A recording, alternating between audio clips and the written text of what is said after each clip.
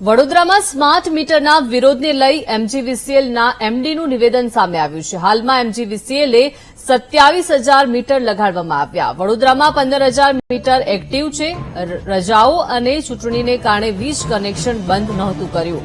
Balance minus હોવાથી લોકો રજૂઆત કરવા માટે આવી રહ્યા છે. આ મીટર પણ જૂના મીટર જેવું જ છે. દૈનિક વપરાશ અને ચાર્જ પણ એપના માધ્યમથી જ બતાવવામાં આવે છે. -300 સુધી વીજ પુરવઠો ચાલુ રહે છે. કોઈને પણ મુશ્કેલી હશે તો ચોક્કસ તપાસ કરવામાં આવશે. ગ્રાહક નંબરના મારફતથી અમે તપાસ કરીશું તેવું નિવેદન આપ્યું છે. તારીખે હું આપને કહું તો જે 27,000 મીટર લાગ્યા છે એમાં 15,000 જેટલી મોબાઈલ એપ ડાઉનલોડ થઈ ચૂકી છે. 16,262 એવા કનેક્શન છે જેમાં એક પણ વખત ડિસ્કનેક્શન અમે નથી કર્યું કારણ કે એમનું પોઝિટિવ બેલેન્સ છે.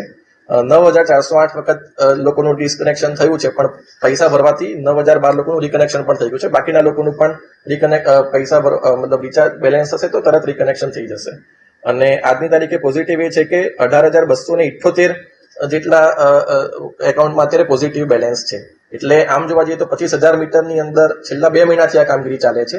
પણ મેં કીધું એમ કે વચ્ચે રજાઓનો સમયગાળો આવ્યો, રજાઓમાં મેં ડિસ્કનેક્શન નથી કરતા. એના પહેલા ચૂંટણી દરમિયાન પણ કેટલીક રજાઓ હતી, જાહેર રજાઓ હતી, એ દરમિયાન પણ આપણે ડિસ્કનેક્શન નથી કર્યું.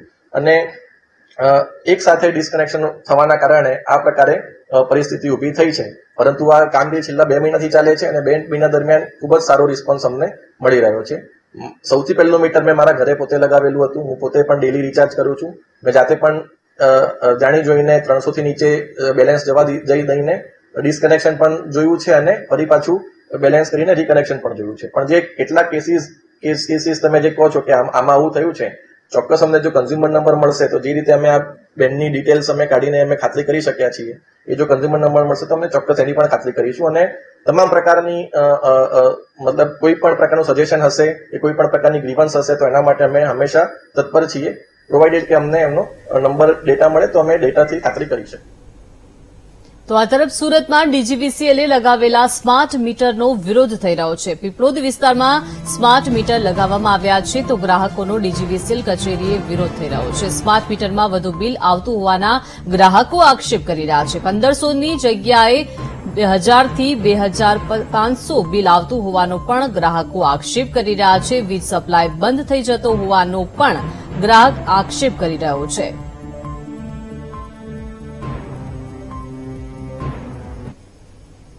તો વડોદરા બાદ હવે રાજકોટમાં પણ સ્માર્ટ મીટરને લઈને વિરોધ ઉઠ્યો છે. સ્માર્ટ મીટરને લઈને ગ્રાહકોને મુશ્કેલી પડી રહી છે. સ્માર્ટ મીટરથી ગ્રાહકોને નુકસાન થતું હોવાનો પણ આક્ષેપ થઈ રહ્યો છે. ગ્રાહકોનું કહેવું છે કે પગાર 5 થી 10 તારીખ વચ્ચે થાય છે. તેવામાં રિચાર્જ કરવામાં થોડો વિલંબ થાય તો વીજ પુરવઠો બંધ થઈ જાય છે, જેને લઈને ભારે હાલાકી ભોગવવી પડી રહી છે. ત્યારે ગ્રાહકો સ્માર્ટ મીટર હટાવીને જૂના મીટર ફરી લગાડવા માંગ કરી રહ્યા છે. પીજીવીસીએલ દ્વારા જેટલા સ્માર્ટ મીટરો નાખવામાં આવશે, એડવાન્સ રિચાર્જ કરવામાં આવશે, તેમને લઈને છેલ્લા ઘણા દિવસથી હોબાળો ચાલી રહ્યો છે. ત્યારે રાજકોટના લોકો તેમનું મંતવ્ય લઈએ તેઓ શું કહી રહ્યા છે, ખાસ શું કહેશો? પીજીવીસીએલ દ્વારા પ્રીપેડ મીટર નાખવાની કામગીરી છે તે શરૂ કરવામાં આવી રહી છે, અત્યારે આને કઈ રીતે જુઓ?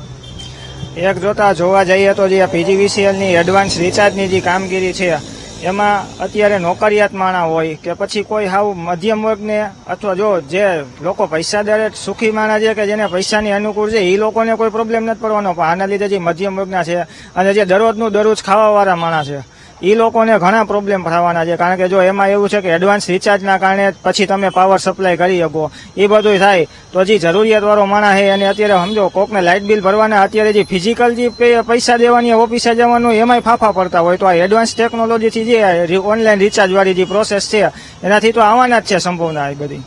એટલે કેટલું નુકસાન સૌથી વધુ? કારણ કે ગરીબ અને મધ્યમ વર્ગને સૌથી મોટી અસર. હા, એમાં ગરીબ અને મધ્યમ વર્ગને અસર થાય જ. કારણ કે દેખીતી વાત છે કે એડવાન્સ રિચાર્જ તમે કરાવો તો એ કોઈ માના નોકરિયાત હોય એનો 10 તારીખે પગાર આવતો હોય અને આમાં 1લી તારીખે તમારે રિચાર્જ કરવાનું થતું હોય તો એ પૈસાનું ક્યાંથી મેળ કરે?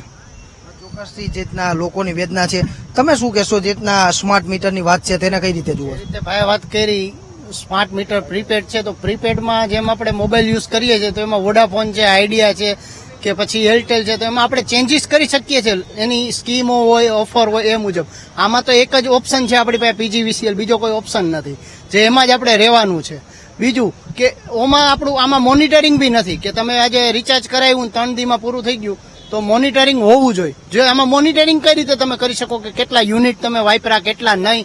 ઓલું મંથલી બિલ આવે તો એમાં મોનિટરિંગ થાય છે. આજે હું મંથલી વાપરું છું તો મારું મંથલી 2000 આવતું હોય સમથિંગ, પણ માની લ્યો કે મારે 3 પીસ છે તો 2000 આવે, પણ 3 પીસમાં પ્રીપેડમાં કરું ને 3 દીમાં પૂરું થઈ જાય તો એનું મોનિટરિંગ કઈ રીતે કરી શકો?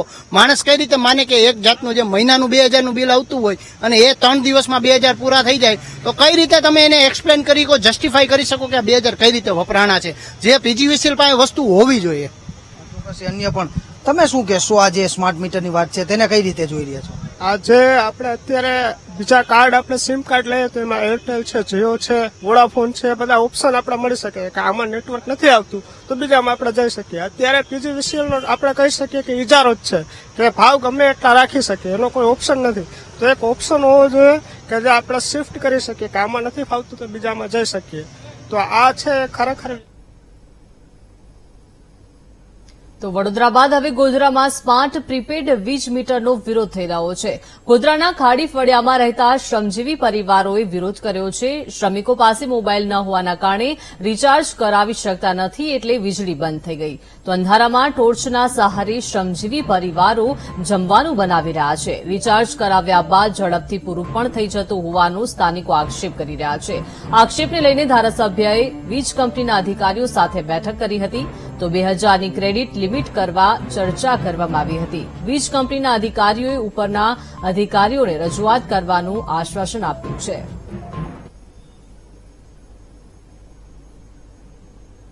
લાઇટ એમને ખબર જ નથી પડી બચારાને કે લાઇટ કેટલું માને શું છે, કોઈ જાતની જાણકારી જ નથી.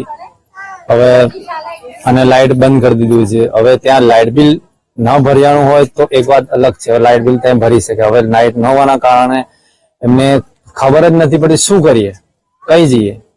અત્યારે લાઇટ રાત્રે લાઇટ બંધ કરી દીધી, અંધારું છે એટલે અમુકને તો 4 દિવસથી લાઇટો નથી, 4-5 દિવસથી. હવે શું કરશે? અને કઈ ગતાગમ જ નથી. મોબાઈલ હશે તો ગતાગમ હશે ને. પરિસ્થિતિ હવે પેલા મીટર નાખી ગયા પ્રીપેડ વાળા, એના કારણે હવે તે જ માંગણી કે એ મીટર કાઢીને જે પેલા જે મીટર હતા એ નાખી દે. બહુ અમારે સાહેબ જે મીટર હતા ને એ જ અમને નાખી આપો, અમને સમજ પડતી નહીં મોબાઈલોમાં. અમારા ઘરે મોબાઈલ બી નહીં, અમારા ઘરે ચોકડા બી નહીં. હવે લાઈટ જતું રહે એટલે અમે દીવો લાવીએ, નહીં તો મીણબત્તી લાઈન હળગાઈએ.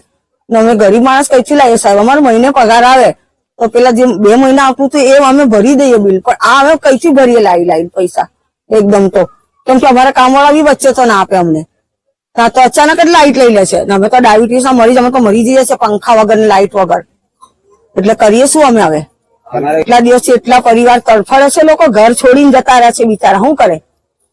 જે આપણા સગાવાળા હોય તેમને કઈ ગામડામાં જતા રહ્યા, અમે કઈ જઈએ? હવે મારી તો છોકરીઓ બી અહીં નથી, કોના ઘેર જવાનું છે? કે દૂર દૂર છે બિચારીઓ પરણેલો ગામડામાં, કોના ઘેર જઈએ?